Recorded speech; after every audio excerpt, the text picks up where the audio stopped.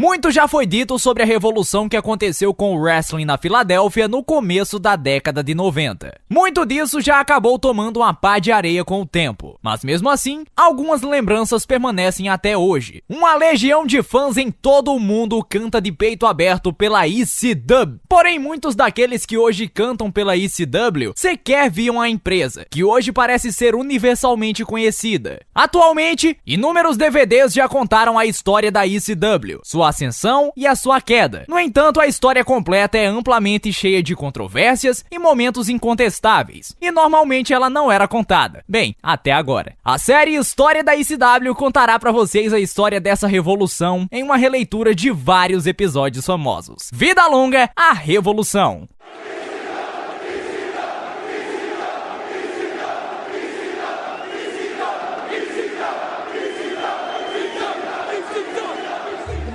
Para a indústria do wrestling nos Estados Unidos, o início de 1991 foi o pior dos tempos, e praticamente todos os fãs sabem disso. A World Wrestling Federation, nas mãos de Vince McMahon, fazia uma versão mais leve ainda da sua programação cartunesca que tanto fez sucesso na década de 80. Uma das válvulas de escape dessa programação voltada ao público infanto-juvenil era a história de topo envolvendo o Sergeant Slaughter, que traiu a pátria e uniu-se ao Iraque em plena Guerra do Golfo, o que fazia muitos fãs se ligarem à programação por isso. Enquanto isso, a WWF realizaria o WrestleMania 7 no Los Angeles Coliseum e se viram obrigados a levar o show para LA Sports Arena. A versão oficial dizia que era uma medida de segurança por causa das ameaças que o Slaughter vinha sofrendo, mas a verdade é que a venda de ingressos estava grotesca. Por trás das câmeras, Vince McMahon encarava dois grandes problemas: acusações de abuso sexual, como eu já contei aqui no canal Rádio de Pilha Driver, e a prisão de um médico que eventualmente colocaria Vince McMahon frente a um juiz federal, naquele que ficou conhecido como o escândalo dos esteroides. Enquanto isso, o que mais se aproximava da WWF era a WCW, empresa comprada por Ted Turner, que apesar de ter um plantel recheado de talentos como os Steiner Brothers, Brian Pillman e o Vader, sem falar da galera que veio proveniente da parceria com a NJPW, como Jushin Liger e o The Great Muta, ainda não apresentava um produto convincente e parecia uma cópia barata da WWF. Além do mais, a principal estrela deles, Ric Flair, enfrentava tensões com Jim Herd, a grande mente responsável da empresa em 1991. Isso eventualmente ocasionaria sua saída. Enquanto o público cresceu assistindo Hogan e o Flair a lutar, acabaram se desenvolvendo vendo coisas como o Wrestling Observer Newsletter e o PW Torch, que ao contrário de jornais da década de 70, contavam os bastidores políticos do wrestling. Estes jornais acabaram recebendo dentro da indústria o nome de Dirt Sheets, e os fãs que os acompanhavam se tornaram os Hardcore Fans, ou Smart Marks. Na Filadélfia, um homem chamado Joe Goodhart decidiu que precisava preencher esse nicho de Hardcore Fans deixado aberto pela WWF e pela WCW. Embora ele talvez nunca tenha pensado, acabou criando uma série de eventos que daria ao termo Hardcore um novo significado. O território da Filadélfia, historicamente, sempre foi um dos grandes concorrentes da programação cartunesca da WWF, pois lá as Jim Crockett Promotions apresentavam um conteúdo mais voltado à ação dentro do ringue e principalmente com muito mais sangue. A cidade em si sempre teve a fama de ter um povo hostil, e todas as vezes que aparecia lá um babyface no estilinho old school, o pessoal sempre dava aquele popular carinho da torcida. Dentro deste cenário, em 1990, Joe Goodhart formou a empresa Tri-State Wrestling Alliance, nome dado para simbolizar os estados da Pensilvânia, Nova Jersey e Delaware. Rapidamente, a empresa ganhou popularidade entre os hardcore fans por promover supercards de 4 horas, com tudo o que havia de melhor no território independente. Por exemplo, em março de 1991,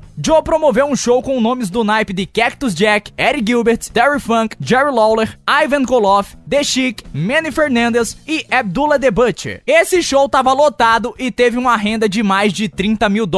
Só que apesar desse dinheiro, seria difícil para o Goodman equilibrar as contas. Sempre houveram críticas na forma dele montar os seus cards, e muitos talentos até inflacionavam seus cachês quando recebiam as ligações para aparecer nos shows da Tri-State, pois sabiam que o promotor não entendia tanto tanto de promover e pagaria qualquer coisa que fosse pedida. E aí então ele começou a promover shows cada vez mais sangrentos e a ter polêmicas nos bastidores com os seus talentos, como Missy Hyatt, famosa valet da WCCW e da UWF na década de 80. O promotor estava vendendo fotos dela sem autorização e isso gerou uma bela de uma treta nos bastidores de determinado show. Joe também, mesmo sabendo que alguns lutadores estavam machucados, anunciava a presença deles. Ele até anunciou uma luta entre os Nature Boys, Buddy Rogers, na época com 71 anos, e Buddy Landel, um jovem promissor. E ele chegou ao cúmulo de anunciar um show em parceria com a All Japan Pro Wrestling, a moda do momento entre os hardcore fans. Só que tanto a luta dos Nature Boys quanto esse show com a All Japan nunca aconteceram. Por outro lado, Joe foi um dos responsáveis por revelar The Sandman, que na época ainda tinha um personagem surfista que parecia mais uma cópia do Sting. Eles eram anunciados do mesmo jeito, do mesmo lugar, e poucos de nós imaginaríamos naquela época que aquele homem seria uma das principais figuras do hardcore wrestling. No começo de 1992, envolto em um emaranhado de dívidas e mentiras que ele mesmo criou, Joe declarou falência da empresa, tirou um belo dinheiro do seguro e seguiu a sua vida sem mais vender ingressos para shows fantasiosos. Por outro lado, o anunciador de ringue de Joe, Todd Gordon, tratou de juntar os pedaços e começar uma nova história, que eu vou contar no próximo episódio da nossa série A História da ECW. O texto dos roteiros desta série tá sendo baseado nesse livro que tá aparecendo aqui na tela pra vocês, esse de nome impronunciável. Eu peço que vocês deixem os seus likes e as suas opiniões sobre este primeiro episódio. O nosso segundo, já antecipando aqui, vai falar sobre o comecinho da ECW propriamente dita. Vamos meter like aí, galera! Em breve eu volto.